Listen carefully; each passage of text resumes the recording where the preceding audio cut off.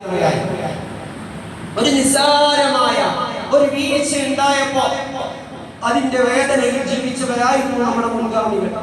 ചെറിയ ഒരു വീഴ്ച റബ്ബിനോട് സംഭവിച്ചു പോയി എന്നതിന്റെ പേരിൽ കാലങ്ങളോളം കരഞ്ഞവർ, അല്ലാഹുവേ നീ എന്റെ കാഴ്ച എടുത്തു കളയണമെന്ന് ദുആ ചെയ്തവർ, ആ കാഴ്ചയിലെ അവസ്ഥയിൽ മരിക്കുമ്പോ റസൂലുള്ളാഹി സ്വല്ലല്ലാഹു അലൈഹി വസല്ലം തങ്ങൾ ആ ജനാസ നമസ്കരിച്ചിട്ട് തങ്ങൾക്ക് ശരിയായി നടക്കാൻ വയ്യാത്ത പ്രയാസം കണ്ടപ്പോൾ സഹാബത്തിനോട് പറയുന്നുണ്ട്, സാലബത്ത് റളിയല്ലാഹു തആല അൻഹുവിന്റെ ആത്മാവിനെ സ്വീകരിക്കാൻ വാനലോകം വരെ മലക്കുകളുടെ ഒരു നിരയെ ഞാൻ കണ്ടു.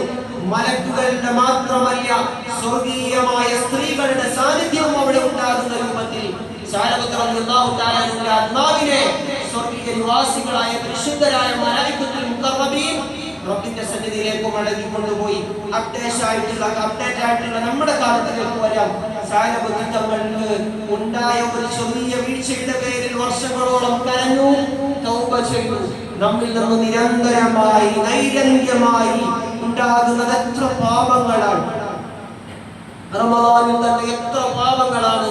നമുക്കൊന്ന് മാനസികമായി കണക്കുകൂട്ടിയാൽ നമ്മുടെ ജീവിതങ്ങളിൽ ഉണ്ടാകുന്നത്, ആ പാപങ്ങൾ നമ്മൾ കരയാൻ തയ്യാറായാൽ സ്വീകരിക്കാൻ റബ്ബുണ്ട്. സയ്യിദന അബൂബക്കർ സിദ്ദീഖ് തങ്ങളുടെ ഒരു വാക്യത്തെ പ്രകാരം മഹാനരുടെ സീറയിൽ വായിക്കാം, ഇലാഹി ലസ്തു ലിൽ ഫിർദൗസി അഹ്ല വലാ അഖ്വാ അലാ നാരിൽ ജഹീമി ഫഹബ് ലി തൗബതൻ ഫഗ്ഫിർ ദുനൂബി ഫഇന്നക ഗാഫിറു ദംബിൽ അദീം. ഇലാഹി എന്റെ രക്ഷിതാവായ തമ്പുരാനായ റഹ്മാനായ റബ്ബേ, ലസ്തു ലിൽ ഫിർദൗസി അഹ്ല, നിന്റെ പരിശുദ്ധമായ സ്വർഗ്ഗത്തിന് അർഹനല്ല എന്ന് അബൂബക്കറിന് അറിയാം. ആരാണ് അബൂബക്കർ സിദ്ദീഖ് തങ്ങൾ? ഗാറത്തൗറിൽ തങ്ങളോടൊപ്പം ഉണ്ടായിരുന്നവർ, സാഹിബി എന്ന് ഖുർആൻ പരിചയപ്പെടുത്തിയവർ.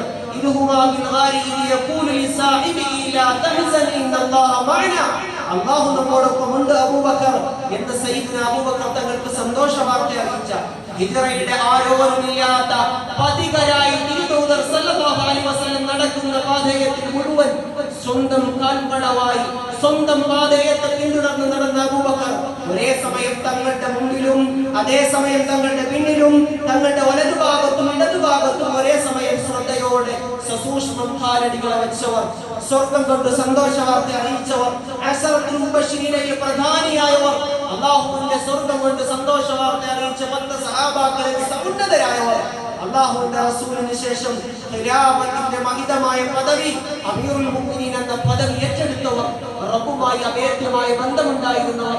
അബൂബക്കർ സിദ്ദീഖ് തങ്ങളുടെ ഒരു ദിവസത്തെ അമൽ കിട്ടിയാൽ ഉമർ തങ്ങളുടെ ജീവിതം ധന്യമായി എന്ന് പറഞ്ഞവർ, അത്രമേൽ റബ്ബിന്റെ അടുക്കൽ ഏറ്റവും സമുന്നത ശ്രേണി അലങ്കരിച്ചിരുന്ന മഹാനരാണ്.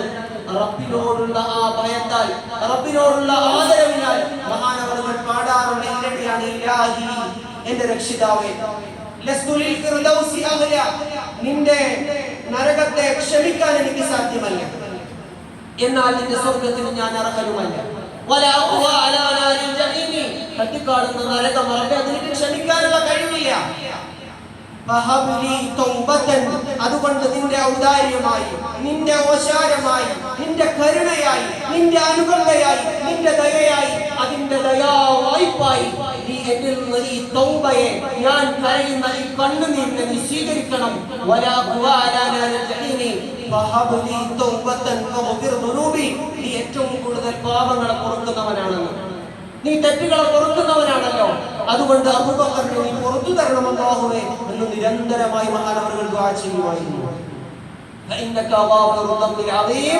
ഏറ്റവും വലിയ പാപങ്ങൾ വരെ പൊറുക്കാൻ ഏറ്റവും കഴിവുള്ളവനെ, ഔദാര്യനിധിയായ റഹ്മാനായ റബ്ബേ, നീ എന്റെ പാപങ്ങളെ പുറത്തു തരണമെന്ന് കരയുന്ന സയ്യിദ്ന അബൂബക്കർ തങ്ങളെ ലോകം കണ്ട വിശാരദന്മാരായ മുഴുവൻ മഹത്തുക്കളുടെയും സീറയിൽ വായിച്ചാൽ അവർ രാത്രികളെ ഭഗീരഥയിൽ നയിച്ചിരുന്നു എന്ന് നമുക്ക് കാണാം. തഹജ്ജുദിന്റെ സമയങ്ങൾ പാഴാക്കാത്തവർ, തഹജ്ജുദിന്റെ സമയങ്ങളിൽ നിരന്തരമായി കരച്ചിൽ തന്നെ ആയിരുന്നവർ. സഹാബാക്കളെ കുറിച്ച് എഴുതുന്നുണ്ട്, മക്കം ഫതഹിന്റെ രാത്രി ഹിന്ദ് അന്നവർ മുസ്ലിം ആയിരുന്നില്ല, അബൂ സുഫിയാൻ അടങ്ങുന്ന സംഘം വരുന്നുണ്ട്. അന്നത്തെ തലേന്നത്തെ രാത്രിയിലെ ചർച്ച എന്തായിരുന്നു എന്നറിയാൻ ആ ചർച്ചയെ പ്രതീക്ഷിച്ചു കൊണ്ടുവരുന്ന സഹാബത്തിനെ മുമ്പിൽ കാണുന്നത് കഅബത്തുൽ മുശറഫയുടെ കീഴെ അതിന്റെ കില്ല പിടിച്ച് അല്ലാഹുവേ നീ എന്തിനു പുറത്തു കൊടുക്കണം, നീ അബൂ സുഫിയാൻ പുറത്തു കൊടുക്കണം, അവരെ നീ ഇസ്ലാമിന്റെ ശോധന തീരത്തേക്ക് കൊണ്ടുവരണം എന്ന് കരയുന്ന പരിശുദ്ധരായ സഹാബത്തിനെ കണ്ടപ്പോ ഹിന്ദ് പറഞ്ഞു, ഇവരൊരു കൂട്ടം മനുഷ്യരാണ്, ഇവരെ മനസ്സിലാകുന്നില്ല, ചരിത്രത്തിന്റെ ഇന്നലകളിൽ കോറിയിട്ട വരികളെക്കാൾ അത്ഭുതകരമാണ് ഇവരുടെ പ്രവർത്തനം. അവരുടെ പ്രവർത്തനത്തിന്റെ ഗോത ഏറ്റവും വലിയ ആശ്ചര്യകരമാണ്. കാരണം ഇങ്ങനെയുള്ള ഒരു കൂട്ടം മനുഷ്യരെ എനിക്ക് കാണാൻ സാധിച്ചിട്ടില്ല. കാരണം ഇത്രയും വർഷം മക്ക ഫതഹിന് മുമ്പ് ഏറ്റവും കൂടുതൽ മുസ്ലിങ്ങളെ പ്രയാസപ്പെടുത്തിയവർ, മുസ്ലിമീങ്ങളായ സഹാബത്തുൽ മുഖറബീങ്ങളെ പ്രയാസപ്പെടുത്തിയവർ, ഒളിഞ്ഞും തെളിഞ്ഞും നിരന്തരമായി അതിക്രമവും അക്രമവും അവർക്കെതിരെ അഴിച്ചുവിട്ടവർ, അങ്ങനെയുള്ള സഹാബത്തിനു വേണ്ടി, അങ്ങനെയുള്ള സഹാബത്താണ് ദുആ ചെയ്യുന്നത്. ഈ മക്ക മുശ്രിക്കീങ്ങളായ തങ്ങളുടെ ജീവിതവും ജീവനും സാമ്പത്തികവും എല്ലാം ദുരുപയോഗം ചെയ്യുകയും അതിക്രമം പ്രവർത്തിക്കുകയും ചെയ്തവർക്ക് വേണ്ടി ചെയ്യുന്ന ദുആയാണ് താരതുല്യരായി ആ സഹാബത്തിനെ മാറ്റിയതെന്ന് നമുക്ക് ചരിത്രത്തിൽ വായിക്കാം. നമുക്ക് ഈ റഹ്മത്തിന്റെ പത്ത് അല്ലാഹു നൽകിയിരിക്കുകയാണ്. അത് കഴിയാൻ കുറഞ്ഞ സമയമാണ്. പരമാവധി അല്ലാഹു തആലയോട് കാരുണ്യം ചോദിക്കേണ്ട സമയമാണ്. അതോടൊപ്പം ഇനി നമ്മൾ പ്രവേശിക്കുന്നത് അനുഗ്രഹീതമായ റഹ്മത്തിന്റെ പത്തിൽ നിന്ന് മഗ്ഫിറത്തിന്റെ പാപമോചനത്തിന്റെ പത്താണ്. അല്ലാഹു ഇത് ഞങ്ങൾക്ക് പുറത്തു തരണേ. ദുനൂബി, ഞങ്ങളുടെ മുഴുവൻ പാപങ്ങളെയും